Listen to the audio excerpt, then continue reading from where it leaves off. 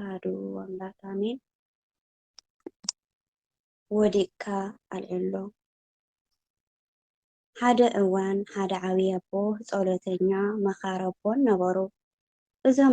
እዞም አቦ ሓደ ንእሽተን መንእሰይ ናይ መንፈስ ወዶም በብመዓልቱ ኣብ ኃጢአት ክወድቕ ይረአይዎ ስለ ዝነበሩ ብቐጻሊ ከምዚ እናበሉ ይመኽርዎ ነበሩ።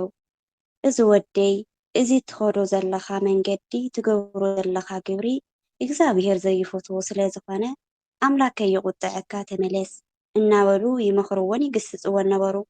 እንተኾነ እቲ መንእሰይ ሕራይ ኣቦይ ካብ ሕጂ ኣይደገመን እየ እናበለ ብቐጻሊ ግን ካብ ኃጢአቱ ክምለስ ኣይከኣለን። ንምኽሪ እቶም ኣቦ እውን ልምዲ ለሚድዎ ነበረ። እቶም ኣቦ ክመኽርዎ ንሱ ድማ እሺ ክምልስ እየ እናበለ እንተኾነ ካብ ኃጢአት ፍጽም ክምለስ ኣይከኣለን። ብድሕሪዚ እቶም ኣቦ ጸሎቶም እናብጽሑ ከለዉ እግዚአብሔር ሓደ ምኽሪ ሃቦም። እቲ ቃል ድማ ከምዚ ይብል፣ እዚ መንእሰይ ወዲቕካ አልዕሎ። እቶም ኣቦ መሊሶም ናብ እግዚአብሔር ጸሎቶም ምብጻሕ ቀጸሉ እሞ እዚ ምስጢር ዝኾነ ዘረባ ኣምላክ ክግለጸሎም ኣበርቲዖም ይጽልዩ ነበሩ።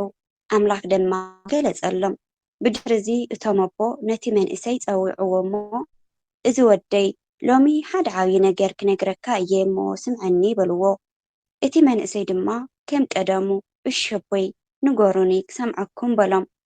ንሶም ድማ መጀመርታ ኣብዛ ናተይ ከርሲ ወይ ከዓ መንበሪ ወይ ከዓ መቐመጢ ተቐመጥ እሞ ክነግረካ በልዎ። እቲ መንእሰይ ግን ኣብታ ናይ ኣቦ መንበሪ ወይ ከዓ መቐመጢኦም ክቕመጥ ፈቃደኛ ኣይነበረን። እንተኾነ እቶም ኣቦ ኣበርቲዖም ስለ ዝለመንዎ ድሕር ብዙሕ ልመና እናፈረሐ ኣብታ መቐመጢቶም ተቐመጠ። እቶም ኣቦ ድማ ኣብታ ወዶም ዝቕመጠላ ዝነበረ ኩርኳሕ ንእሽተይ እምኒ ከፍ በሉ።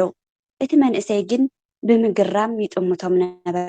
እቶም ኣቦ ድማ ከምዚ ክብሉ ዘረብኦም ጀመሩ፣ እዚ ወደይ ሎሚ ኣነ ካባኻ ምኽሪ ክቕበል ኣምላኽ ፈቒድዎ ኣሎ።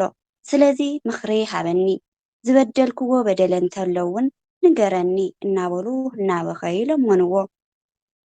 እቲ መንእሰይ ግን ዝብሎን ዘዛረቦን ጠፍኦ እሞ ከምዚ ድማ በሎም፣ በደለኛስ ኣነ እየ፣ ኃጢአተኛ እውን ኣነ እየ። ክሳብ ሕጂ ምኽርኩም ዘይሰማዕኹ ብዙሕ ግዜ እውን ሕራይ እናበልኩ ዘድከምክኹም፣ ስለዚ ኣቦይ ይቅረ በሉለይ። ካብ ሕጂ ድማ ብኃጢአት ከይነብር ኣብ ቅድሚ እግዚአብሔር ቃል ይኹነኒ፣ ካብ ኃጢአተይ ፍትሑኒ ኣቦይ እናበለ እናበኸየ ካብ ብልቡ ተነስሐ። እቶም ኣቦ ድማ ደስ በሎም፣ ብሓጎስ ድማ ንእግዚአብሔር ኣመስገኑ። ከምዚ እናበሉ ድማ ጸለዩ፣ ኦ ሰማይን ምድርን ዝፈጠርካ ጌታ፣ ኣብ ክንዲ ሓጥእ ካብ ዙፋንካ ወሪድካ ንደቂ ሰባት ዘድሓንካ፣ ኃጢአት ዘይትፈልጥ ከንስኻ ከም ኃጢአተኛ ዝተቖጸርካ፣ ገበን ዘይብልኻ ከለኻ ከም ገበነኛ ኣብ መንጎ ዓመፅቲ ዝተሰቐልካ፣ ትሑት ኢልካ ነቲ ብኃጢአት ዝወደቐ ኣዳም ዘልዓልካ።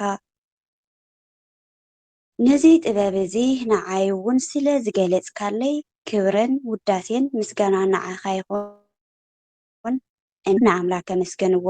እቲ መንእሰይ እውን ካብ ኃጢአቱ ተመሊሱ ብቅድስና ክነብር ጀመረ። ነዚ መንእሰይ ወዲቕካ አልዕሎ። ስብሐት ለእግዚአብሔር ወለወላዲቱ ድንግል ወለመስቀሉ ክቡር ይኹን አሜን።